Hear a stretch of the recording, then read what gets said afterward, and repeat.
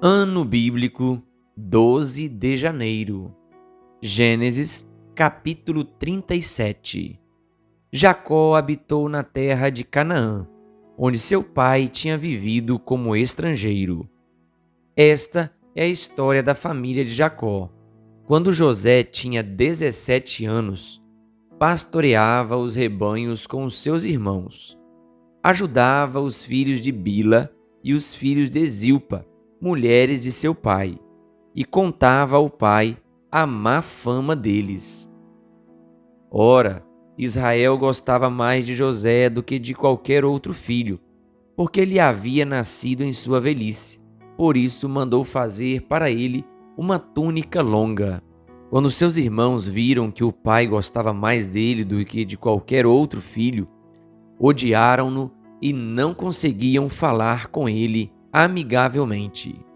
Certa vez, José teve um sonho, e quando contou a seus irmãos, eles passaram a odiá-lo ainda mais. Ouçam o sonho que tive, disse-lhes. Estávamos amarrando os feixes de trigo no campo, quando o meu feixe se levantou e ficou em pé, e os seus feixes se ajuntaram ao redor do meu e se curvaram diante dele. Seus irmãos lhe disseram: Então você vai reinar sobre nós? Quer dizer que você vai governar sobre nós? E o odiaram ainda mais, por causa do sonho e do que tinha dito. Depois teve outro sonho e o contou aos seus irmãos. Tive outro sonho, e desta vez o sol, a lua e 11 estrelas se curvavam diante de mim. Quando contou ao pai e aos irmãos, o pai o repreendeu e lhe disse: Que sonho foi esse que você teve?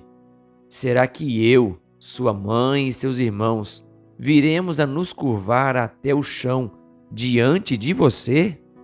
Assim seus irmãos tiveram ciúmes dele. O pai, no entanto, refletia naquilo.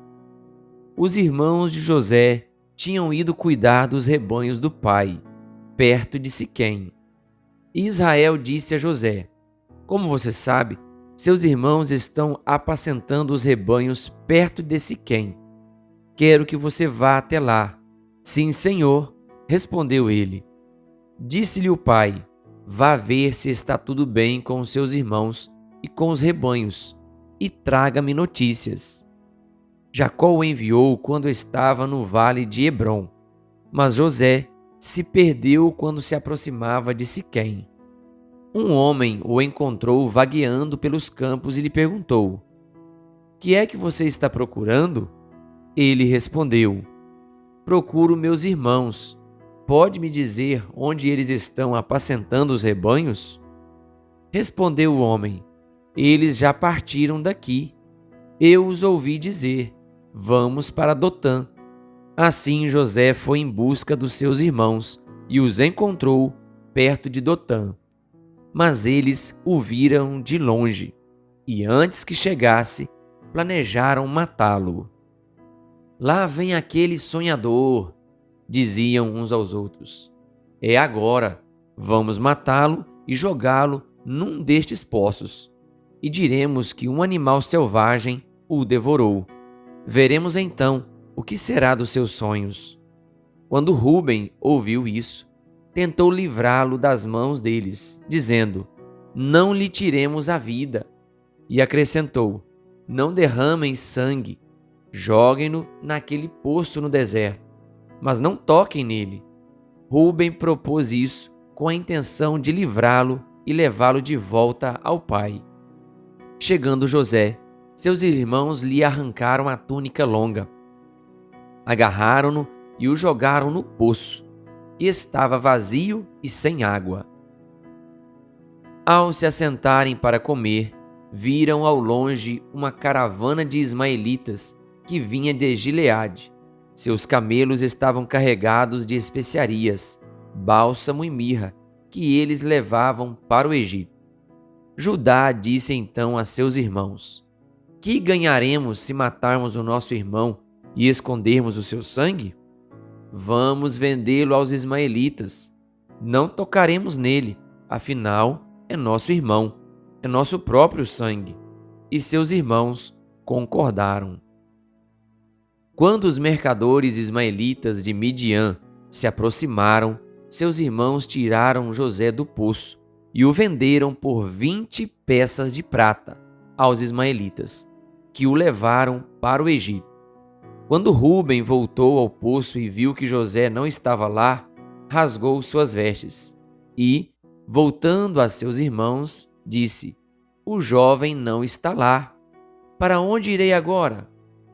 Então eles mataram um bode, mergulharam no sangue a túnica de José e a mandaram ao pai com este recado: "Achamos isto. Veja se é a túnica de teu filho."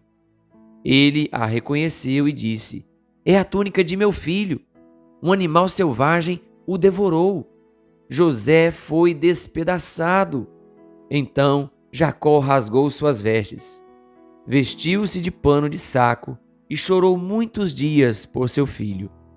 Todos os seus filhos e filhas vieram consolá-lo, mas ele recusou ser consolado, dizendo: "Não, chorando descerei à sepultura para junto de meu filho."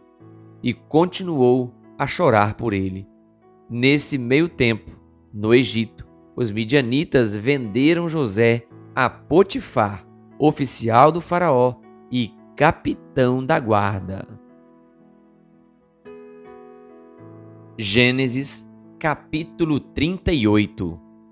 Por essa época, Judá deixou seus irmãos e passou a viver na casa de um homem de Adulão, chamado Ira. Ali Judá encontrou a filha de um cananeu chamado Suá e casou-se com ela. Ele a possuiu. Ela engravidou e deu à luz um filho, ao qual ele deu o nome de Tornou a engravidar, teve um filho e deu-lhe o nome de Onã. Quando estava em Quezibe, ela teve ainda outro filho e chamou-o Selá. Judá escolheu uma mulher chamada Tamar para seu filho mais velho. Mas o Senhor reprovou a conduta perversa de filho mais velho de Judá, e por isso o matou. Então Judá disse a Onã: "Case-se com a mulher do seu irmão, cumpra as suas obrigações de cunhado para com ela e dê uma descendência a seu irmão." Mas Onã sabia que a descendência não seria sua. Assim, toda vez que possuía a mulher do seu irmão, derramava o sêmen no chão para evitar que seu irmão tivesse descendência. O Senhor reprovou o que ele fazia e por isso o matou também. Disse então Judá à sua nora Tamar: "More como viúva na casa de seu pai, até que o meu filho Selá cresça." Porque pensou: ele também poderá morrer, como os seus irmãos. Assim Tamar foi morar na casa do pai. Tempos depois morreu a mulher de Judá, filha de Suá. Passado o luto, Judá foi ver os tosqueadores do seu rebanho em Timna com seu amigo Ira, o adulamita. Quando foi dito a Tamar: "Meu sogro está a caminho de Timna para tosquear suas ovelhas," ela trocou suas roupas de viúva, cobriu-se com um véu para se disfarçar e foi sentar-se à entrada de Enaim, que fica no caminho de Timna. Ela fez isso porque viu que, embora Selá já fosse crescido, ela não lhe tinha sido dada em casamento. Quando a viu, Judá pensou que fosse uma prostituta, porque ela havia encoberto o rosto. Então, não sabendo que era sua nora, dirigiu-se a ela, à beira da estrada, e disse: "Venha cá, quero deitar-me com você." Ela lhe perguntou: "O que você me dará para deitar-se comigo?" Disse ele: "Eu lhe mandarei um cabritinho do meu rebanho." E ela perguntou: "Você me deixará alguma coisa como garantia até que o mande?" Disse Judá: "Que garantia devo dar-lhe?" Respondeu ela: o seu selo com o cordão e o cajado que você tem na mão. Ele os entregou e a possuiu. E Tamar engravidou dele. Ela se foi, tirou o véu e tornou a vestir as roupas de viúva. Judá mandou o cabritinho por meio de seu amigo Adulamita, a fim de reaver da mulher sua garantia. Mas ele não a encontrou. E perguntou aos homens do lugar: onde está a prostituta cultual que costuma ficar à beira do caminho de Enaim? Eles responderam: aqui não há nenhuma prostituta cultual. Assim, ele voltou a Judá e disse: não a encontrei. Além disso, os homens do lugar disseram que lá não há nenhuma prostituta cultual. Fique ela com o que lhe dei. Não quero que nos tornemos motivo de zombaria. Afinal de contas, mandei a ela este cabritinho, mas você não a encontrou. Cerca de 3 meses mais tarde, disseram a Judá: sua nora Tamar prostituiu-se, e na sua prostituição ficou grávida.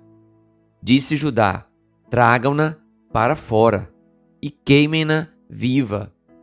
Quando ela estava sendo levada para fora, mandou o seguinte recado ao sogro: estou grávida do homem que é dono destas coisas.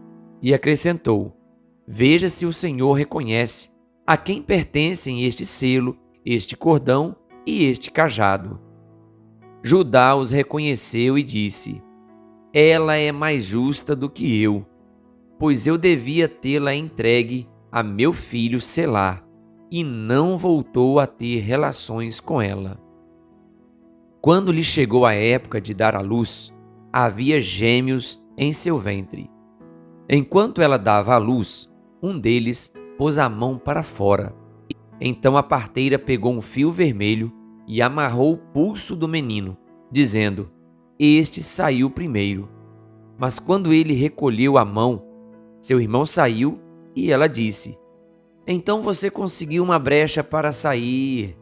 E deu-lhe o nome de Pérez.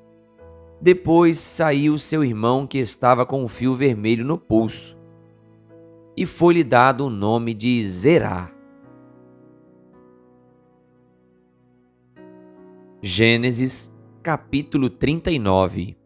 José havia sido levado para o Egito, onde o egípcio Potifar, oficial do faraó e capitão da guarda, comprou dos ismaelitas que o tinham levado para lá. O Senhor estava com José, de modo que este prosperou e passou a morar na casa do seu senhor egípcio. Quando este percebeu que o Senhor estava com ele e que o fazia prosperar em tudo o que realizava, agradou-se de José e tornou-o administrador de seus bens.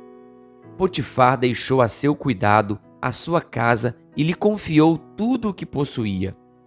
Desde que o deixou cuidando de sua casa e de todos os seus bens, o Senhor abençoou a casa do egípcio por causa de José. A bênção do Senhor estava sobre tudo o que Potifar possuía, tanto em casa como no campo. Assim, deixou ele aos cuidados de José tudo o que tinha, e não se preocupava com coisa alguma, exceto com sua própria comida. José era atraente e de boa aparência. E, depois de certo tempo, a mulher do seu senhor começou a cobiçá-lo e o convidou: venha, deite-se comigo. Mas ele se recusou e lhe disse: meu senhor não se preocupa com coisa alguma de sua casa, e tudo o que tem deixou aos meus cuidados. Ninguém desta casa está acima de mim. Ele nada me negou, a não ser a senhora, porque é a mulher dele. Como poderia eu, então, cometer algo tão perverso e pecar contra Deus? Assim, embora ela insistisse com José dia após dia, ele se recusava a deitar-se com ela e evitava ficar perto dela. Um dia, ele entrou na casa para fazer suas tarefas, e nenhum dos empregados ali se encontrava. Ela o agarrou pelo manto e voltou a convidá-lo. Vamos, deite-se comigo. Mas ele fugiu da casa, deixando o manto na mão dela.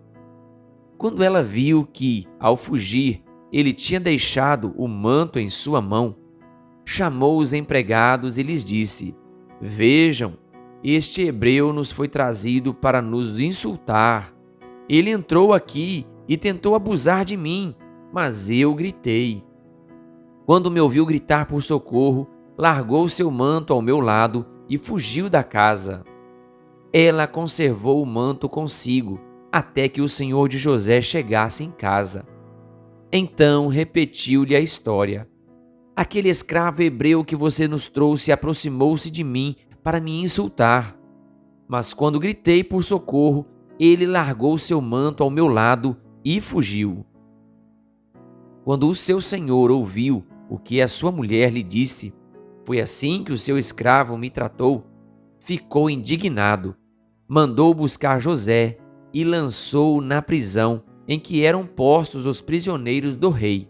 José ficou na prisão, mas o Senhor estava com ele e o tratou com bondade, concedendo-lhe a simpatia do carcereiro. Por isso o carcereiro encarregou José de todos os que estavam na prisão, e ele se tornou responsável por tudo o que lá sucedia. O carcereiro não se preocupava com nada do que estava a cargo de José, porque o Senhor estava com José e lhe concedia bom êxito em tudo o que realizava.